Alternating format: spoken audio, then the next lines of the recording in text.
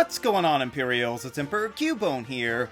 With hundreds of Pokemon around, some of them reach the top of everyone's list. Some of them just get kind of ignored, and then some of them don't even deserve the abundant praise they get.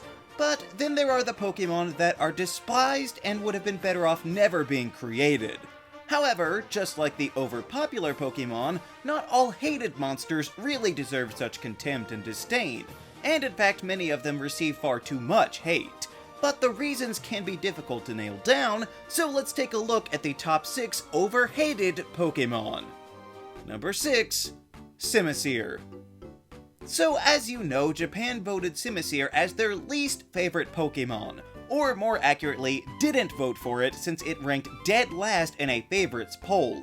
And since then, people have just kind of run with the concept, labeling it as the worst Pokemon, and that's on top of the general hate that all of the elemental monkeys seem to get. So poor Simisear seems to get it from all sides and never really stood a chance. But really, on the whole, the elemental monkeys are not that bad. The worst thing they ever did was get gifted to you to help right before a gym.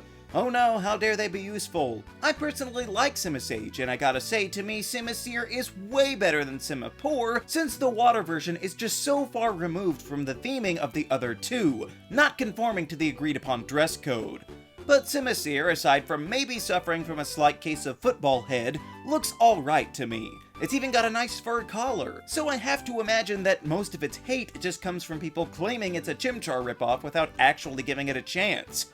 That's not to say that it's a competitive standout or anything, but all of the elemental monkeys are at least passable in a playthrough. It would be one thing to dislike a Pokemon because it's let you down, or even because it's a pain to face, but how often are people actually using a Simisear against you? Honestly, I think that most of the Simisear hate is just joining a bandwagon, with the main point being there are plenty of other Pokemon that should be considered the overall worst before we heaped so much shame on this lukewarm monkey.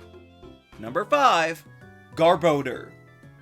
Really, this whole list could probably be Unova Pokemon since a lot of people tend to look down on the Gen 5 roster, namely the sort of man-made ones like Klinklang, and then of course there is Vanillish, who I did consider, but I do think that Vanillux kind of undercuts it a bit, and they're not even the only pure ice options available, but then that leaves us with Garboder. This Pokemon is so unpopular that many players still call it Garboder because they don't even bother thinking about it for more than 2 seconds to realize that it is odorous garbage. But therein lies the main complaint people have just calling it the literal garbage Pokemon. And sure, that's true, but is that really so bad? I mean, pollution is bad, but isn't that the point behind the Pokemon, the unintended consequences of human carelessness? And as many people have pointed out over the years, Garboder also finally completes the trifecta of pollution that was started way back in Kanto, since coughing and wheezing are clearly based on air pollution, while Grimer and Muck are based around the toxic sludge dumped into the water. So having a land-based trash monster seems only natural. Well, unnatural, but we have landfills all the time, so it wouldn't be that surprising if one of them came to life. And really, I've never used a Garboder, but I can't imagine that even a moderately defensive poison type would be all that detrimental to your team, especially since it is the only pure poison type that was introduced in Gen 5, at least setting it apart somewhat. And then of course it was the only Unova Pokemon to get a Gigantamax form in Sword and Shield, and really the only Pokemon that wasn't from Kanto or Galar aside from Melmetal there. And even if you don't care about that sort of thing, at least you got a free Master Ball out of it. I understand that the design may be off-putting, but it is meant to convey the horrors of runaway pollution, so were you expecting it to be cute? I mean, Trubbish is a little bit cute, I guess, but I'm not going to blame them for making a monster in their monster-catching series. Is it perfect? No, but maybe just not worth all the hate as one of the worst Pokemon ever. Number 4. Heatran. This one might confuse you a bit, because you could have seen it used in competitive battle, and honestly, Fire and Steel is a pretty decent combo. But I usually hear people complain about Heatran as one of, if not the worst legendary Pokemon out there. Who really is the worst one? I'm not sure, but I don't think the Lava Dome Pokemon deserves that title.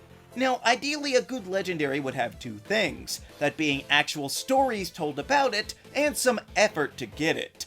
So Heatran doesn't really fit in that first one, with most people in Sinnoh not likely even knowing of its existence, but it certainly excels in the latter. Heatran is tucked away in a completely optional post-game side mission at Stark Mountain, and you have to brave a volcano full of HMs just to get to it. So that sounds like ample effort to me. It may not be the Master of Time or the Sky or something impressive like that, but a difficult to obtain Pokemon with a unique type combination doesn't sound so bad. If lack of impact on the region is the death knell for being a legendary, then how could you ever possibly classify Volcanion as a legend in any form? It's just a downloaded lesser version of Heatran, but it never seems to get any of the flack. Heatran isn't even required for filling out the Sinnoh Dex. Nobody is forcing you to catch it. So calling it the worst legend ever is very insulting when you have Bionicle right there. I mean, come on, guys.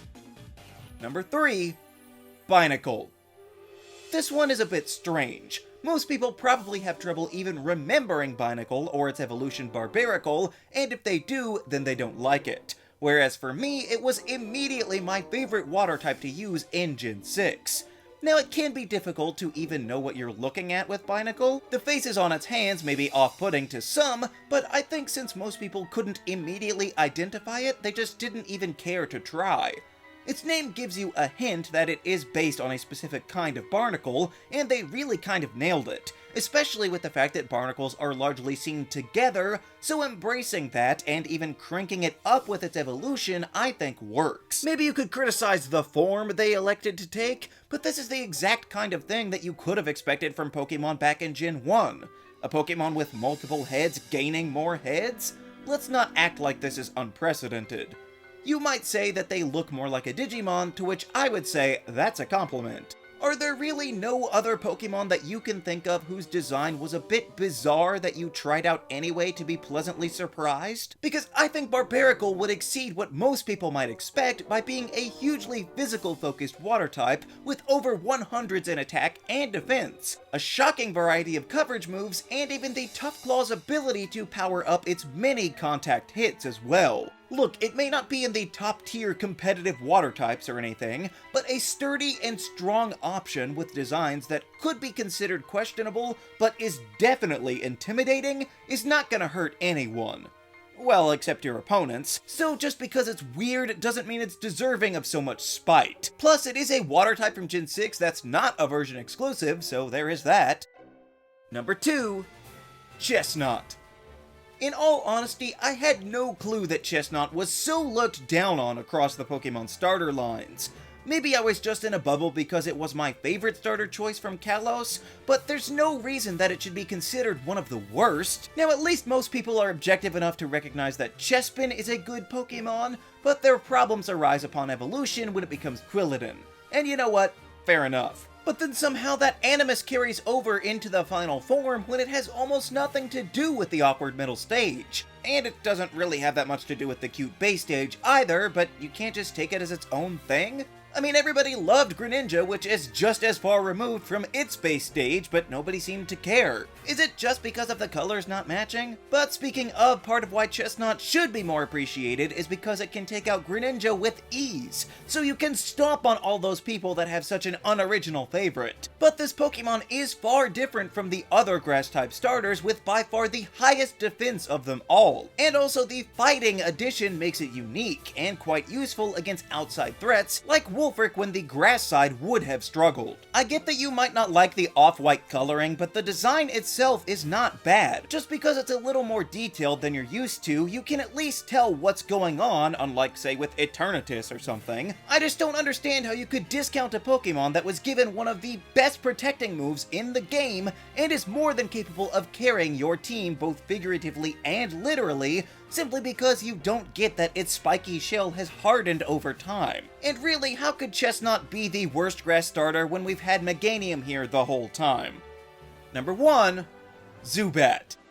So out of all the Pokemon out there, very few have raised the ire of fans both casual and hardcore so consistently for so many years as Zubat. Now, this was far from the only Pokemon to do so. Magikarp also shows up everywhere, but maybe since you have to fish for it, you think that's not as bad. That's true, so maybe then Tentacool is a better allegory, since it showed up almost all the time while surfing.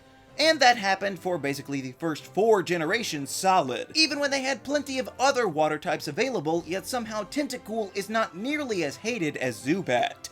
Zubat makes sense to be perpetually found in caves, since that's where you would expect to find bats. But nowhere is it the sole encounter that you'll run into. It may be the most likely, but you can still find Geodude, Paris, and Clefairy in Mount Moon, and you can also find Machop and Onix in the Rock Tunnel. Whereas if you're surfing down Route 21, you have a 100% chance to run into Tentacool. Now maybe you'd say the reason Zubat is worse is because it's more annoying to fight, with Leech Life being able to heal it, and then of course Supersonic causing confusion. But Tentacool also uses Supersonic quite liberally, and had Wrap that could stop you in your tracks. But given how fast Zubat is, it likely makes it a lot harder to flee, so maybe that's why people get so frustrated. Now, I don't want to sound like I'm bashing Tentacool here, but it's just baffling that it gets a free pass.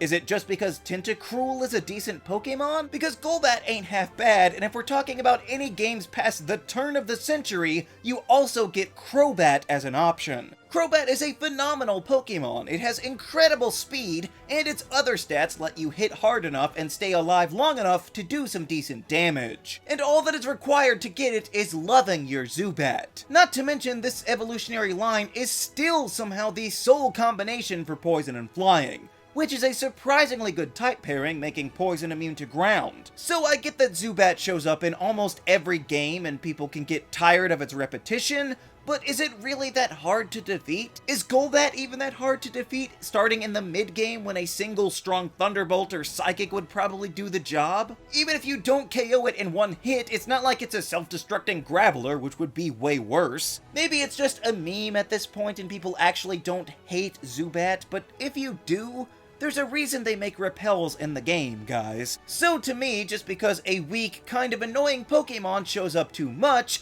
doesn't mean that it should be written off, especially when it evolves into such a helpful final form. Otherwise, you should all be hating a lot more Gen 1 Pokemon too. So, those are the top 6 over-hated Pokemon. If a Pokemon didn't appear here, it might just be because the hatred is actually justified. Which Pokemon do you think is unfairly hated? Let me know down in the comments. Also be sure to leave a like, share this video, and subscribe so that you too can become an Imperial today.